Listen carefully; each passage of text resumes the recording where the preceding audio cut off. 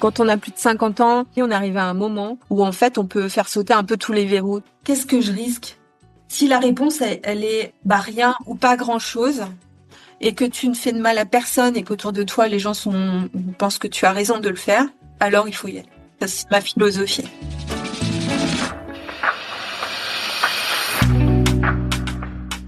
Bienvenue sur le podcast PLAF pour l'épisode 85. PLAF, c'est l'acronyme de Place aux femmes fortes. Je m'appelle Claire Fleury et je suis retraitée. Le sujet de PLAF, c'est la paire infernale, la double peine du sexisme et de l'agisme qui s'exerce dans le monde du travail. Je donne la parole à des combattantes de la tranche d'âge 45-65 ans, ainsi qu'à des femmes qui les accompagnent et les défendent. Comment perfectionner rapidement son anglais quand on a 54 ans? En vivant une expérience d'immersion linguistique initiée par le programme européen Erasmus+, ouvert sans limitage à toute personne ayant un projet de reconversion professionnelle. Comment rebondir professionnellement dès lors que les propositions d'emploi salariés se raréfient autour de vous? En lançant une activité de conseil ressources humaines tout à fait innovante. Proposer une exploration internationale et multisectorielle sur l'employabilité et le recrutement des seniors. Alors voilà bien 2 raisons pour lesquelles je vous propose d'écouter aujourd'hui Myriam Gorlier. Il y a eu beaucoup de tournants dans sa carrière, une maladie, des ruptures et des nouvelles opportunités qu'elle a osé saisir. Elle se définit comme slasheuse. Mais moi, après l'avoir écoutée, j'ai eu l'impression, au contraire, d'une grande continuité dans son parcours, liée à son désir de se rapprocher toujours plus de ses valeurs et de son éthique. Bon, il y a une première constante dans ton parcours professionnel. Tu n'as jamais cessé de te lancer à plusieurs reprises dans des dispositifs de formation. Alors ça commence pour toi dès la sortie du lycée. Pour parler du tout début de ma carrière, en fait, à 18 ans, juste après le bac, j'ai eu la chance de profiter quasiment de une des premières années de l'alternance en France.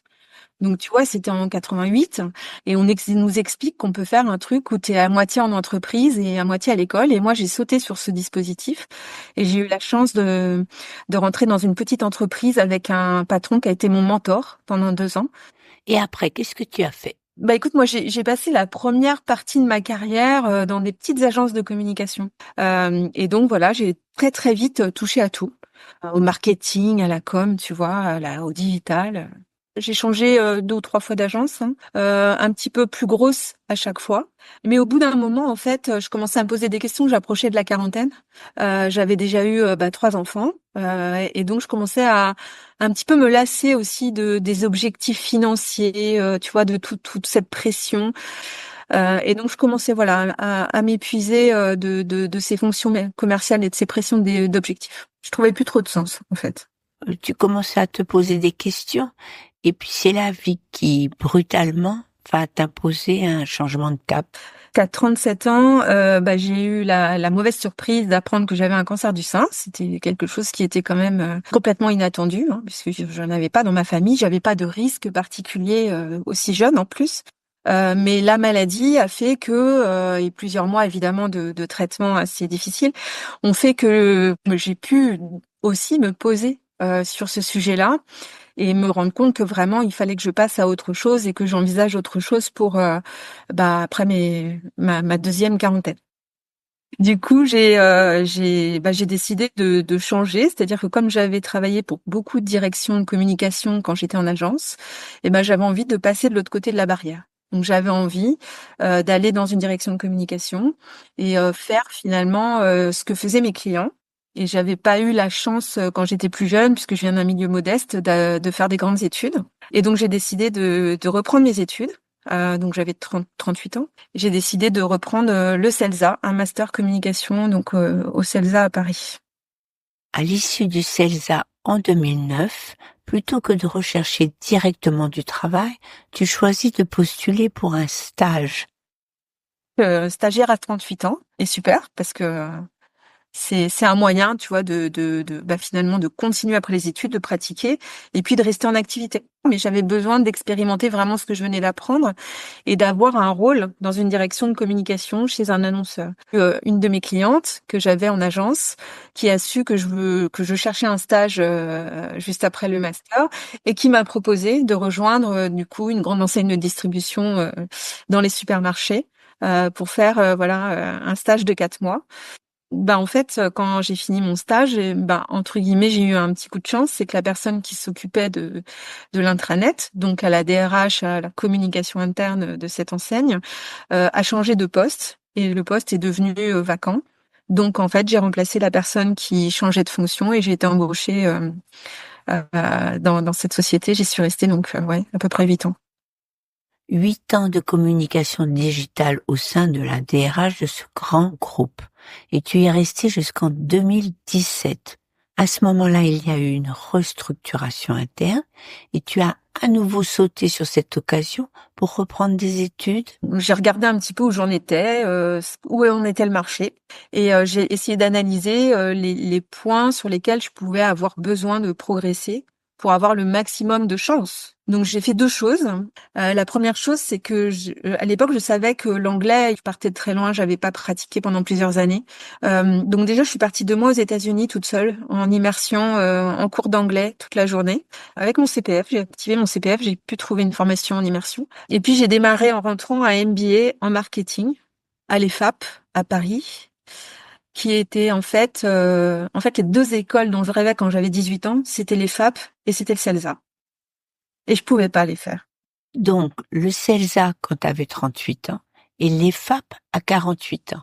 Puis après l'EFAP, donc c'était une formation de plusieurs mois en marketing, figure-toi que rebelote, on recommence la même histoire. Un client avec qui j'avais travaillé en agence, donc 10 ans avant, voit passer sur LinkedIn que je cherche un stage de 4 mois toujours.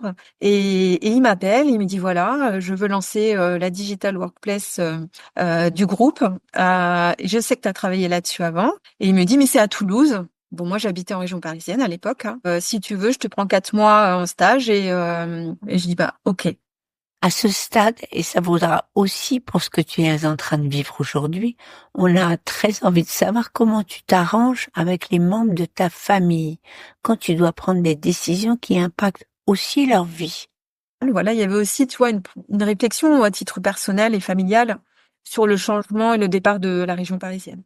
Je pense que c'est une de mes grandes chances. C'est-à-dire que j'ai un contexte familial, d'abord très positif, en tout cas on est beaucoup dans la discussion. Donc, quand il y a des décisions importantes, on les pose sur la table.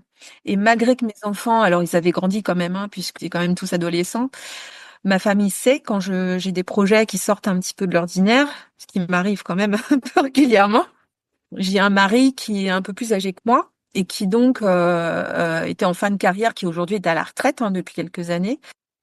Un élément qui peut être important aussi dans le fait que effectivement je ne m'empêche pas de faire ce type de choses tant que ma famille est d'accord, encore quand même c'est important de le rappeler. C'est aussi cet événement maladie, je pense. Parce que cet événement du cancer, ça m'a fait changer sur pas mal de points.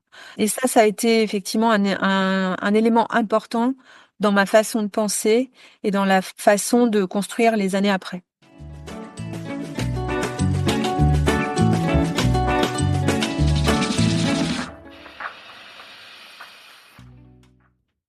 Donc après le stage de 4 mois, toute la famille part s'installer à Toulouse. À l'issue du stage, pour la 2e fois de ta vie, les planètes se réalignent et ce grand groupe industriel souhaite te garder avec un statut d'intérimaire pendant 2 ans pour accompagner des projets digitaux RH. En 2023, tu te retrouves sans emploi, tu as 53 ans et voilà que tu fais connaissance avec la recherche d'emploi en seconde partie de carrière. Je me suis posé la question de savoir si je recherchais un emploi salarié. Aussi, je créais ma propre structure et que je me lançais en tant qu'indépendante consultante. Et quand j'ai quitté cette entreprise, j'avais 2 énormes recommandations de clients avec qui j'avais travaillé, qui voulaient envoyer mon CV en interne dans 2 grosses structures que je nommerai pas. Je pensais à être convoquée à un entretien, à avoir des discussions, et puis rien. Pas d'appel, pas de mail, pas de réaction. Et puis je me rends compte qu'effectivement, il y a un sujet sur les seniors au travail. Et donc j'avais entendu évidemment parler de ça, mais j'avais pas encore été confrontée. Donc j'ai un peu creusé ce sujet des seniors au travail. Et j'ai continué de creuser cette histoire des seniors. J'ai rencontré des spécialistes, des gens qui étaient déjà en expertise sur ce sujet. Le sujet m'a passionnée parce que c'était aussi un sujet de transformation RH. Tu vois, ça avait du sens aussi que je m'intéresse à ces sujets-là. Et je connaissais très bien un duo de l'Odyssée managériale qui sont les frères Meilleurs, qui sont fantastiques, que j'avais parrainé avec mon entreprise précédente, donc Clément et Romain Meyer. Et du coup, ce qu'ils avaient fait, c'est-à-dire un tour du monde de l'innovation managériale, ben en fait, moi, ça me faisait vraiment, ça me faisait vibrer. J'avais envie de faire un truc comme ça.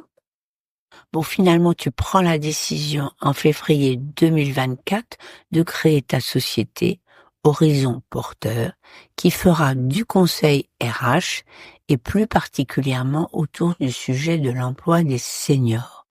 Mais ce qui fait ta particularité, c'est que tu développes une approche qui te singularise à 2 titres. Je trouve qu'on se regarde trop le nombril en France, vraiment, sur tous les sujets, et que c'est important d'aller voir 2 choses. La première, c'est à l'international, aller voir ce qui se passe dans d'autres pays sur ces sujets-là. Et la deuxième chose, c'est que pour moi, les bonnes pratiques, en réalité, elles sont pas dans les bureaux, ni des dirigeants, ni des RH, et même pas des managers parfois. Pour moi, elle est sur le terrain. Et donc je me suis dit, bah, en réalité, aller chercher sur le terrain international les meilleures pratiques et aller sur le terrain en immersion, dénicher les dispositifs qui ont été mis en place et aller les interroger et aller même participer à ces dispositifs, bah, c'était finalement le meilleur moyen d'avoir un champ des possibles le plus inspirant possible. Pour résumer, Horizon Porteur, c'est une exploration internationale qui vise à aller chercher et mettre en lumière les meilleurs dispositifs de l'employabilité, du recrutement des seniors et de l'intergénérationnel.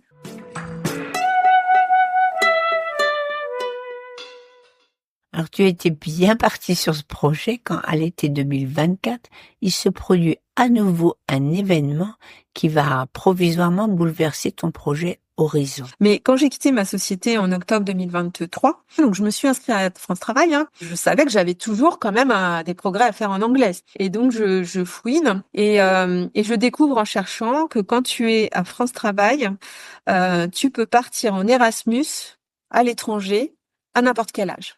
Donc j'ai appelé la personne ma conseillère France Travail à ce moment-là, et puis j'ai dit j'ai vu ça, est-ce que c'est vrai? Parce que tu vois, j'avais même un peu de mal à y croire. Et j'ai monté donc en décembre un dossier de candidature pour Erasmus.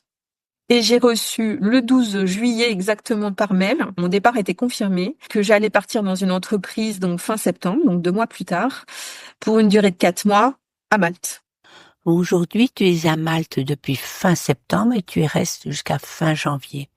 Erasmus Plus est ouvert à toute personne inscrite à France Travail avec un projet de retour à l'emploi, sans limite d'âge. J'en précise quand même les conditions.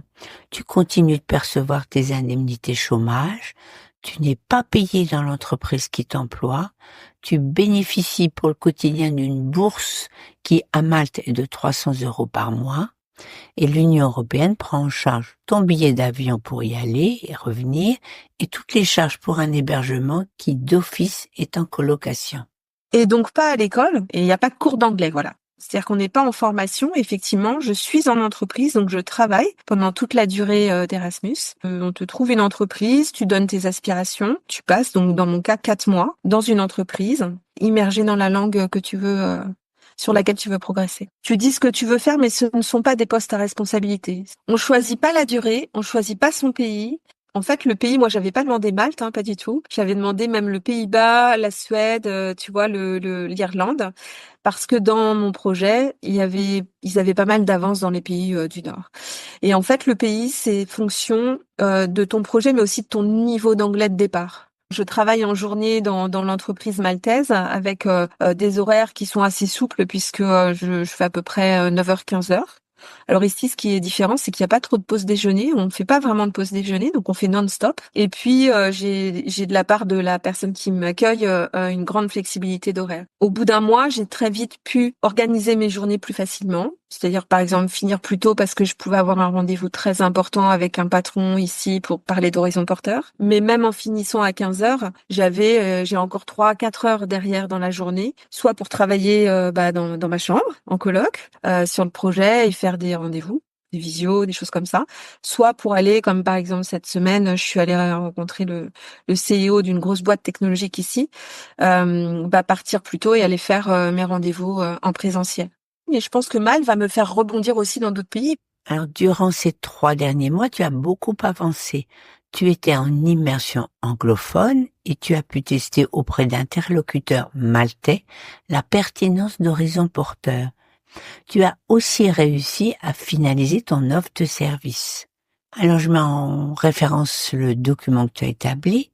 Est-ce que tu peux nous rappeler ce que tu mets dans ton introduction et qui est, à ton sens, la problématique principale? Problématique, c'est qu'avec le vieillissement de la population mondiale et la baisse de la natalité, notamment en France. Tu notes la baisse continue de la fécondité en France depuis 2012. Le taux de fécondité s'établit en 2024 à 1,64 enfants par femme. Et c'est quoi le chiffre en Europe? Ce sera le chiffre PLAF, facile à mémoriser. Dans les pays européens, un modèle semble se dessiner autour de 1,5 enfants par femme. On se retrouve dans une situation où à la fois il y a une pénurie de talent et qui va s'aggraver avec la baisse de la natalité et les départs en retraite, par exemple de la génération Mitterrand, des baby boomers. On va se retrouver avec un manque en fait de ressources humaines sur le marché du travail, simplement pour adresser les différents postes que les entreprises recherchent. Donc c'est un vrai mur qu'on a en face de nous. Donc c'est ça la problématique de départ, le réservoir de talents disponibles. Et qu'est-ce qu'on a comme réservoir de talents disponibles aujourd'hui? Pour moi, il y en a deux grands. C'est l'immigration. C'est un sujet, c'est pas le mien, mais c'est un sujet. Et puis, ce réservoir de talents expérimentés qui, par la force des choses aussi, par le système de retraite qui se décale, doit rester plus longtemps sur le marché du travail. De toute façon, on va avoir besoin de faire travailler plus longtemps les travailleurs expérimentés. Alors, reste à savoir comment. Et ça, c'est tout ton sujet. Tu as défini 2 axes d'études, l'inclusion et l'employabilité des seniors, d'une part, et la dynamique intergénérationnelle, d'autre part. Ces 2 axes, tu les déclines en thématiques spécifiques. Oui, alors dans l'approche, en fait, il y a 12 thématiques au total sur Horizon Porteur. Il y a évidemment, je t'en cite 3 ou 4, mais l'agisme. Il y a l'adaptation des postes de travail aussi, la pénibilité, les difficultés physiques, puisque plus on va travailler longtemps, plus on doit prendre en compte et plutôt de manière anticipée les problèmes de pénibilité, d'adaptation des postes de travail à un certain nombre de difficultés physiques ou d'ailleurs psychiques qui pourraient arriver. Donc ça, c'est un enjeu extrêmement fort si on travaille plus longtemps. Et puis une des thématiques, et tu as raison, qui fait partie d'Horizon Porteur en complément de tout ce qui est employabilité et recrutement des seniors, c'est qu'évidemment, si on a plus de seniors qui travaillent, il faut aussi gérer cette réalité qui fait qu'on a 4 à 5 générations qui travaillent ensemble dans la même entreprise potentiellement aujourd'hui. Et donc, ça pose un certain nombre de défis de collaboration, tout simplement, de dynamique intergénérationnelle pour réussir à faire travailler plusieurs générations dans une même équipe, avec parfois des visions du travail, une relation au travail ou une relation à la hiérarchie aussi, qui peut être différente, et puis des modes de communication qui peuvent être différents. Pour te bien avancer sur ce que tu entends proposer à ton retour en France à différents partenaires. j'ai construit le projet sur un modèle partenarial avec des partenaires qui peuvent me demander, par exemple, de traiter une des 12 thématiques dans 3 ou 4 pays, ou toutes les thématiques, mais sur un seul pays. Tu vois, les choses peuvent être différentes. Donc, j'ai déjà des pays que j'ai identifiés où j'allais aller parce que, à travers toutes les interviews, j'en ai fait plus de 70 cet été et depuis, puisque je continue à en faire. Il y a des secteurs d'activité que j'ai identifiés comme étant certainement les plus à enjeu. Donc, il y a un vrai enjeu de pénurie de talent dans certains secteurs, donc la santé, donc l'industrie. Mais tu vois, j'ai ajouté aussi des secteurs comme la tech, comme le tourisme et loisirs, l'assurance et la finance, et le retail. Et d'ailleurs, c'est une entreprise de retail que j'ai interviewée cet été qui m'a vraiment fait comprendre ça.